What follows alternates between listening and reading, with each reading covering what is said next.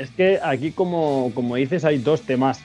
claves y dos temas fundamentales que teníamos claro tratar y que has abierto,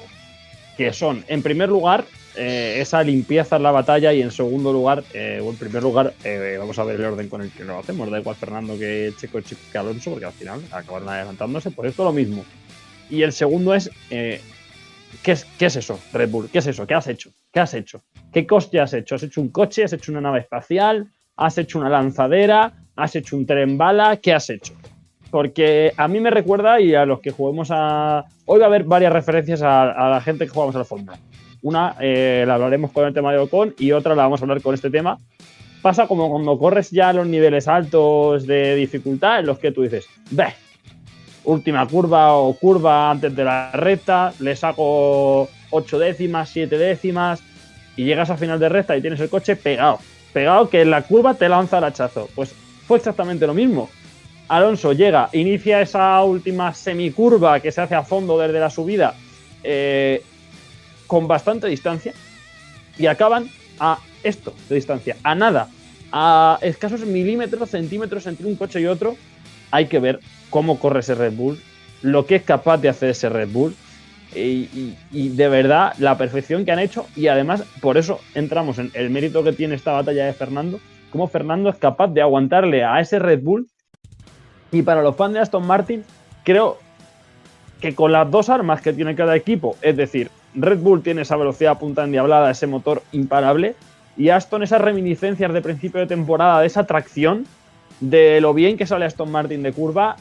Por eso Alonso confía, sabe cómo adelantar, hace exteriores como aquel que vimos en Bahrein, que era imposible. Ahora está este exterior por la curva 3 en el que le metes el coche. Eso es por tracción. Ya sabemos que Alonso tracciona muy bien, que esa finura que tiene a nivel de conducción. Pero son las dos armas, la de Aston Martin la tracción, la de Red Bull esa velocidad, los dos luchando con sus armas. Al final Alonso se salió con la victoria, pero como decimos, tiene mucho mérito aguantar al mejor coche del año, adelantarle en una sola vuelta, que Checo necesitó unas cuantas para conseguir encontrar el punto de adelantamiento y al final alzarse con ese tercer puesto en la bandera cuadros, que como dice De La Rosa, sí, la 33 no ha llegado, no,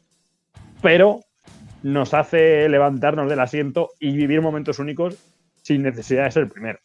No, totalmente, y es que realmente el aliciente más interesante para ver la carrera no fue la lucha por la victoria, porque estaba decidido casi desde el principio, y en cuanto cogió Verstappen distancia con Lando Norris, pues ya se acabó y no hubo más picante, no hubo más historia, y la lucha empezó a partir del tercer puesto, con un Fernando que se mantenía por delante de Carlos Sainz, un Checo Pérez en plena remontada, los Mercedes que iban cayendo poco a poco cada vez más para atrás, y al final ahí fue donde estuvo el aliciente, adelantamientos, distintos tipos de estrategia, uno con que paraba muy temprano en cada stint, pues en fin, vimos ahí distintas cositas, pero es que lo que vimos de Fernando y Checo Pérez, pues como hemos dicho, es que fue una lucha encarnizada, fue una lucha al límite, pero una lucha súper limpia, y que yo sí que tenía, como dijimos en la lucha que tuvo Carlos Sainz en Monza, con los dos Red Bull, yo estaba tranquilo porque sabía que no se iban a tocar. Porque a pesar de que iban al límite y a pesar de que iban forzando los coches, iban forzando las trazadas hasta los límites más insospechados, los dos pilotos son dos pilotos la mar de limpios y que nunca han tenido una conducta agresiva de más, y que no han tenido ese hecho fuera mi rival para quedarme yo por delante. Y en ese aspecto estaba muy tranquilo porque sabía que los dos, salvo un accidente un poco más serio, iban a terminar sin ningún problema, y al final así fue. Pero es que, como tú dices, yo no sé qué han hecho en Red Bull para tener esa velocidad punta en recta, para tener ese paso por curva y para ser un coche tan superior como es respecto a los rivales, porque es que no hay nadie que les pueda echar el guante sin echar los pistones del motor por la borda y reventar el motor. Así que pues es para quitarse el sombrero, se han pasado el juego, como digo, y Verstappen está corriendo en modo fácil, así que bueno, pues más mérito incluso, que como dijo Pedro, pues no es la 33, pero es que en pocas ocasiones en los últimos años hemos disfrutado tanto de una carrera de Fórmula 1 como yo particularmente este fin de semana. Así que es lo que hay, nos tenemos que conformar, entiéndase conformar, con el tercer puesto de Brasil, pero para mí tiene muchísimo mérito y la forma en la que se consigue todavía más. Así que ojalá fuera incombustible Fernando, que no se retirara nunca y que nos siguiera dando este espectáculo, porque otro de los momentos cómicos que vivimos en el Gran Premio fue luego en la rueda de prensa. Le preguntaron en esa comparación entre Imola 2005, la defensa Michael Schumacher con el Ferrari, y esta de Brasil 2023, y le preguntaba a Verstappen, ¿tú cuántos años tenías? 5 años tenía Verstappen en esa carrera y Fernando ya estaba ganando el primer mundial, así que para que veamos la diferencia de edad y la diferencia de generaciones, que Fernando ha sobrevivido a muchísimos pilotos y a muchísimos deportistas que han pasado por la Fórmula 1, así que mucho mérito y es espectacular tener un piloto que yo creo que, si no es el mejor de la historia, está entre los mejores de la historia, y que sea español y que nosotros hayamos podido verle durante toda su carrera. Yo creo que bueno, algún día podemos, a final de temporada, o incluso ahora que tristemente, no lo voy a decir llorando, pero se acaba la temporada, pues podemos hablar de muchas más cosas que no solo son carreras, pero creo que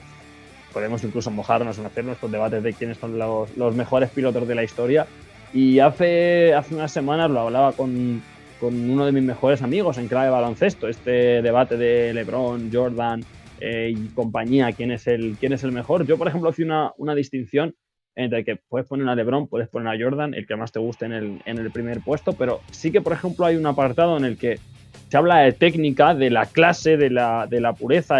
para mí el jugador más estético, con más clase, más perfeccionado en el tiro, en el dribbling, en todo su cómputo. Y yo, por ejemplo, decía que por delante de LeBron y de Jordan en ese sentido, me parecía Kobe y me parece el jugador más técnico. Y me pasa exactamente lo mismo en Fórmula 1. Puedes hablar de títulos, puedes hablar de dominancia, y igual, si te preguntan cuál es el mejor de la historia, pues puedes decir Hamilton, puedes decir Schumacher, pero creo que hay un aspecto que es el técnico, en el dominio, lo pulido, la finura, y creo que sin duda ahí, sin menospreciar las manos ni de Hamilton ni de Schumacher, creo que en ese podio solo puedes poner a Alonso y a Senna, porque a nivel de técnica, a nivel de precisión, a nivel de belleza, en ver una carrera, tienes que poner a Alonso sin lugar a dudas, y como he dicho, se demuestra en esta limpieza en las batallas y se demuestra en esta técnica que tiene Alonso, que por lo menos creo que en ese apartado no hay ninguna duda en, para mí, sí colocarlo como el mejor piloto de la historia. Luego ya, como decimos, se puede hablar de títulos, se puede hablar de dominio, se puede hablar de importancia, se puede hablar de cambio generacional. Schumacher, por ejemplo, fue de los primeros pilotos que incluyó la nutrición, la vida de deportista y demás, pero creo que en técnica, en precisión y en belleza estilística a la hora de conducir, creo que sin duda Alonso tiene que ser, si no el primero, el segundo, en esa conversación seguramente con Senna, que era otro de los pilotos que hilaba fino y que era un artista, pues algunos en la pintura, otros en la escultura, pero creo que en la Fórmula 1 Alonso lo es sin duda. Totalmente, y no solo por lo que te hace dentro de la pista y por lo que transmite cuando está encima del monoplaza, sino cómo trabaja con el equipo, cómo trabaja en el desarrollo de un coche, qué aporta a una escudería, qué aporta a un equipo nuevo como ha sido Aston Martin, qué aportó en su día a Ferrari, qué aportó a Renault. Pues todo esto hace que poco a poco vaya sumando puntos y te coloque un poquito más arriba en esa clasificación posible de pilotos más relevantes en el mundo de la Fórmula 1, porque no es solo el número de victorias, no es solo el número de títulos, sino qué representa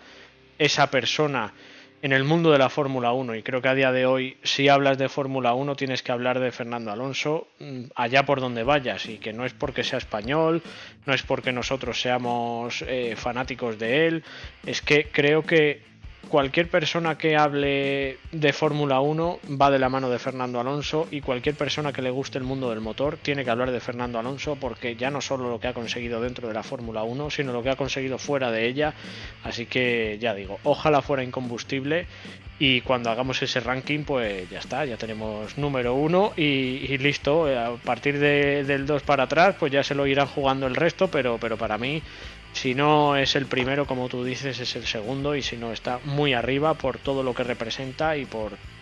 ya no solo a nivel deportivo, sino valores, esfuerzo, sacrificio, constancia, todo eso que hace que tanto los más mayores como los más pequeños estén a día de hoy pendientes de la Fórmula 1 en España, por lo menos gracias a Fernando Alonso.